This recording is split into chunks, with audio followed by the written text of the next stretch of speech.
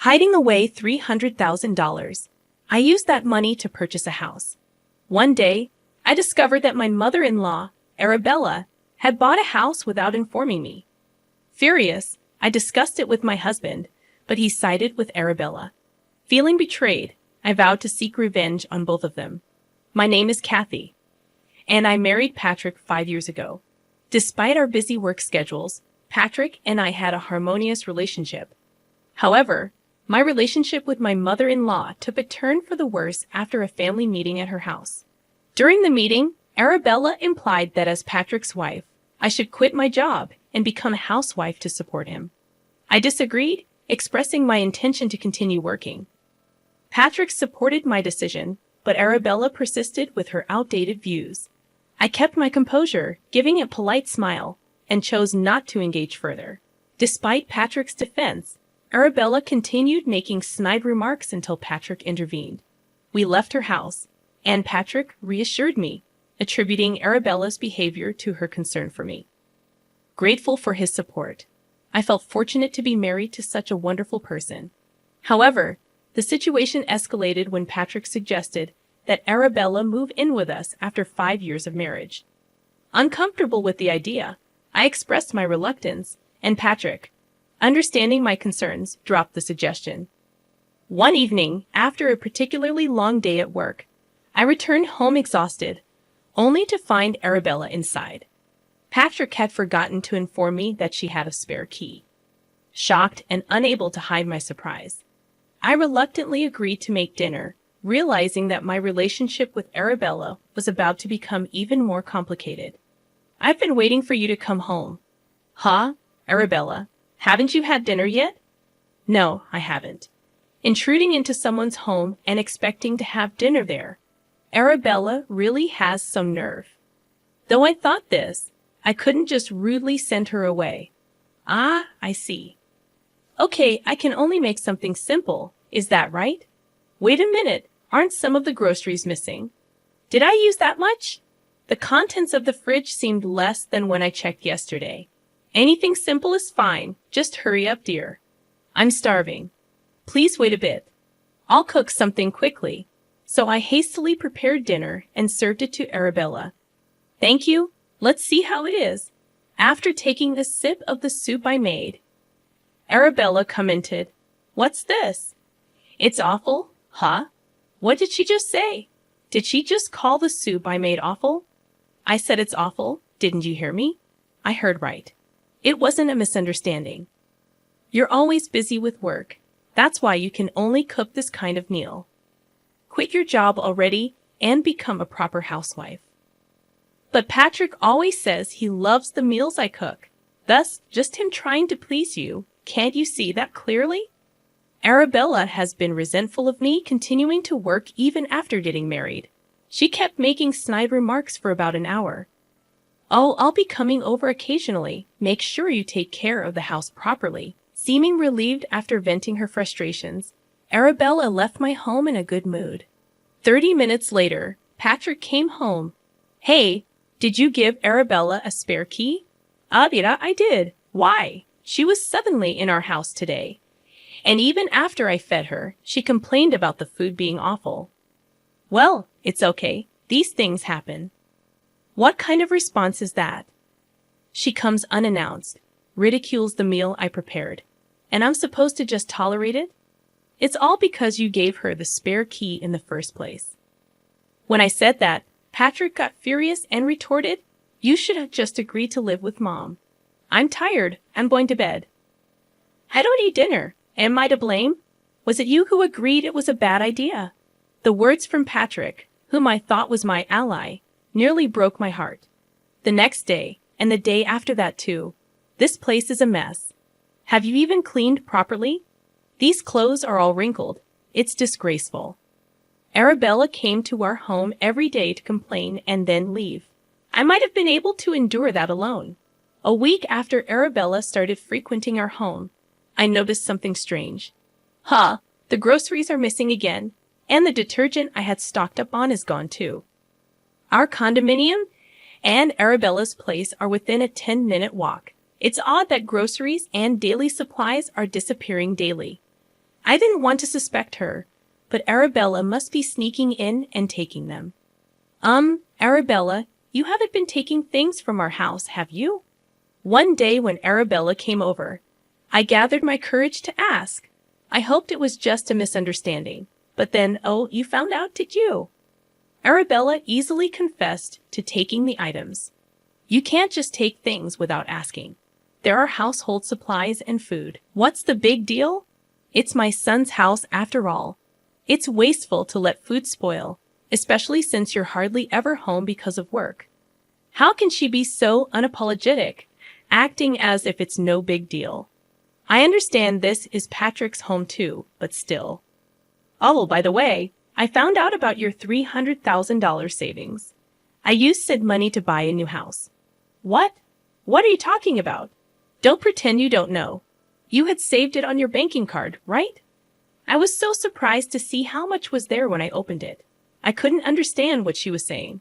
She used my $300,000 savings to buy a house without anyone's permission. But you can withdraw with just a banking card, right? Do you know the PIN? You had the PIN written on a note, taped to your banking card, remember? I messed up. I never thought anyone would look at my banking card, so I was careless. That's right. I had tucked a note with the PIN so I wouldn't forget it. I have been wanting to live in a nicer house. This worked out perfectly. Arabella said this with a laugh as she left my house. I couldn't forgive this blatant misuse of someone's money. I told Patrick that Arabella had used the money to buy a house without permission, but he simply brushed it off. Just let Mom do what she wants. Forget about the $300,000, he said, as if it were none of his concern that such a large amount of money was used without permission. This mother and son were unbelievable. At that point, I had lost all affection for Patrick. Despite already being taken advantage of, I couldn't bear it any longer. I decided to take revenge on both of them. The next day, I invited Arabella over to confirm again if she really bought a house with my money to gather solid evidence. I secretly started the voice recorder on my mobile phone before speaking with her. You said yesterday that you used $300,000 from my banking card to buy a new house. Is that true? Yeah, it's true. I have paid the down payment, and construction has already started. Since I have your banking card, it's as good as mine. But just having the banking card doesn't mean anything. How do you plan to withdraw the money? Arabella responded with a nasty smile to my question. How? Just by pretending to be you and signing, of course. Arabella, that's a crime. It's theft, you know. Say whatever you like. Who knew you, who can't even do household chores properly, had saved up so much? At least you're useful for something. That's enough. You can have the banking card. Thank you for coming today. I wanted to punch Arabella hard and take the card back, but I restrained myself and let her leave. I'd managed to get evidence of Arabella taking the banking card from my house. Enjoy it while you can, Arabella. The next day, I called Arabella to lure her back to my house under the pretense of retrieving what was stolen. Arabella, you can keep the banking card. But it seems you need to verify your identity to withdraw money. I'll withdraw it for you. So, can I hold onto the banking card? Oh, I didn't know that. I'll bring it right over then, thanks. I conveyed this to Arabella over the phone. But there's absolutely no way I'm withdrawing $300,000. Besides, in this day and age, you can't withdraw such a large amount without proper identification. How foolish can she be? She's only after quick money without the slightest concern that what she's doing is a crime. After retrieving the banking card from Arabella, I immediately went to the police station. What can I do for you? Is there an accident? Yes, my mother-in-law took my banking card without permission and was trying to use it to purchase a new house. Wait, not you purchasing.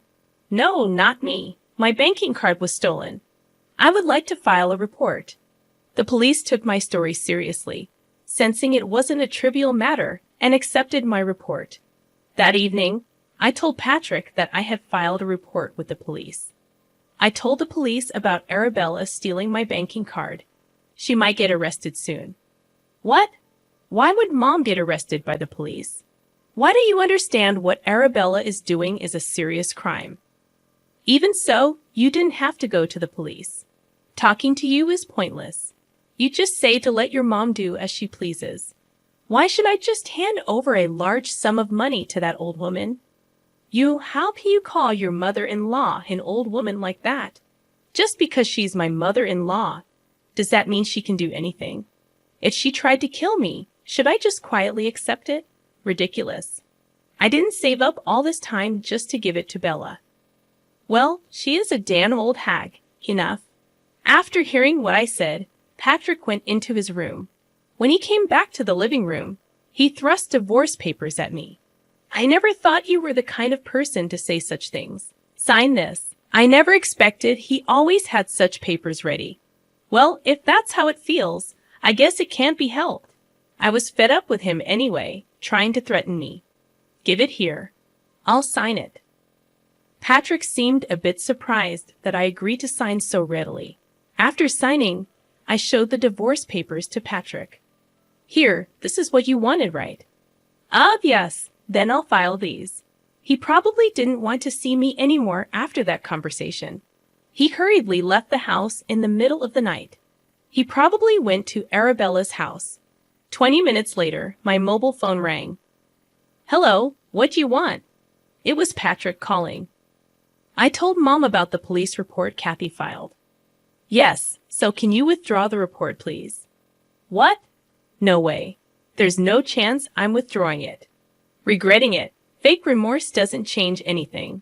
She would do the same thing again. As I thought this, Patrick called again. What now? I don't have anything else to say to you, and I was just about to go to bed. I'm sorry. I didn't mean any harm. The caller wasn't Patrick. It was Arabella. She was crying and apologizing. But did she really think that would make everything okay? Just because you're crying and apologizing doesn't mean I'm going to forgive you. And how can you say you didn't mean any harm? You deliberately took my banking card. But I really wanted a house. I've been living in an apartment all this time. So you thought it was okay to use someone else's money for that reason. You're really despicable. Why should I give my money for such a trivial reason of yours? It's completely incomprehensible. Then you should have asked your son. My son doesn't have the money. Yes, I know. We have a dual income, but I manage the household finances. That's why when I saw the $300,000 in your banking card, I just got tempted. I see. But you understand that I understand isn't enough, right? Please reflect on your actions in prison. The money was desperately saved by me working long before I married your son. It's unthinkable to forgive just because you were tempted. I was about to hang up, but Arabella persisted. Wait. I have a request. A request? Now that's quite audacious. I told you I already paid the down payment, remember? Yes, you mentioned it. What about it? I used $100,000 I had saved up as the down payment. But I can just stop the construction now.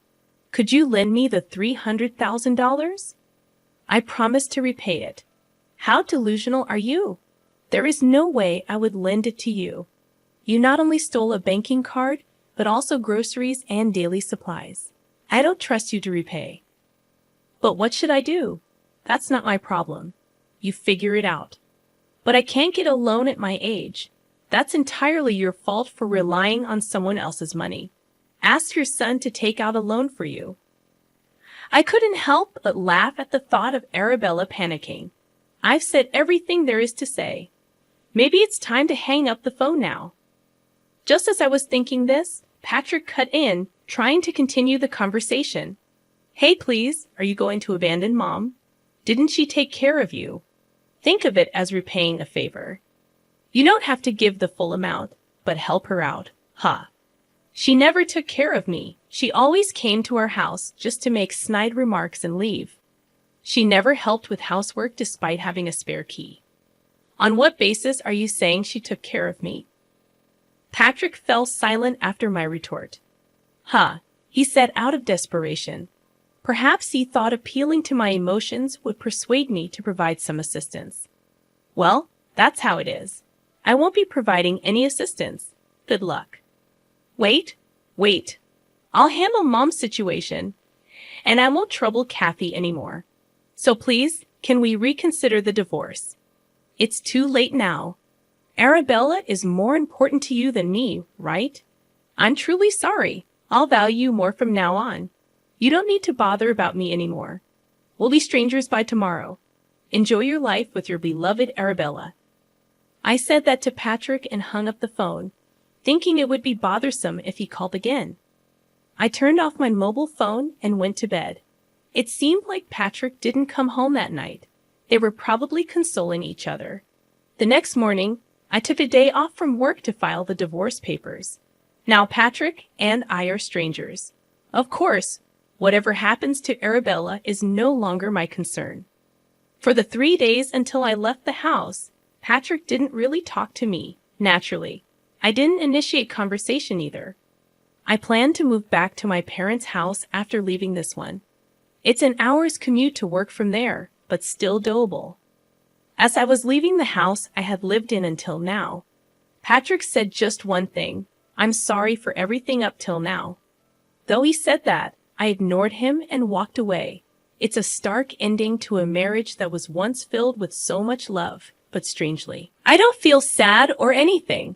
Rather, it's refreshing to be away from such a terrible mother and son. There's no way I could forgive them after everything. They brought this on themselves by always neglecting me and defending Arabella. If Patrick had genuinely been angry with Arabella when she stole the banking card to buy a house, maybe I could have reconsidered. They both underestimated me too much. I wasn't going to let myself be constantly wronged. Now they're facing a hellish life of loan repayments. Let them work themselves to death. It's a rebellious choice after all. They're both to blame for everything. This is their retribution. I thought this while driving to my parents' house a week later. The police called to inform me that Arabella had been arrested for theft. Apparently, not living with Arabella was crucial in her arrest. If you had been living together, we might not have been able to arrest her. There could have been special circumstances due to it being theft among family members. I see. I'm glad she was arrested. Thank you. I expressed my gratitude to the police and hung up. Now Arabella will have to reflect on her crimes in prison. Just as I thought that, Patrick called. Mom has been arrested. I know. The police just called me. I can't keep paying the loan by myself now that Mom's gone. So what? You're not asking me to help again, are you? No. Don't ever call me again. I said that and hung up the phone unilaterally to avoid further calls from Patrick. I blocked his number and messages. A month later, I heard something from a colleague. Hey, do you know? It might be rude to tell you this, but Patrick quit the company. Patrick and I worked at the same company, but I was in the office, and he was in the field, so we rarely saw each other. Apparently, the news about Arabella's theft and arrest had spread in the company, and Patrick felt he couldn't stay there.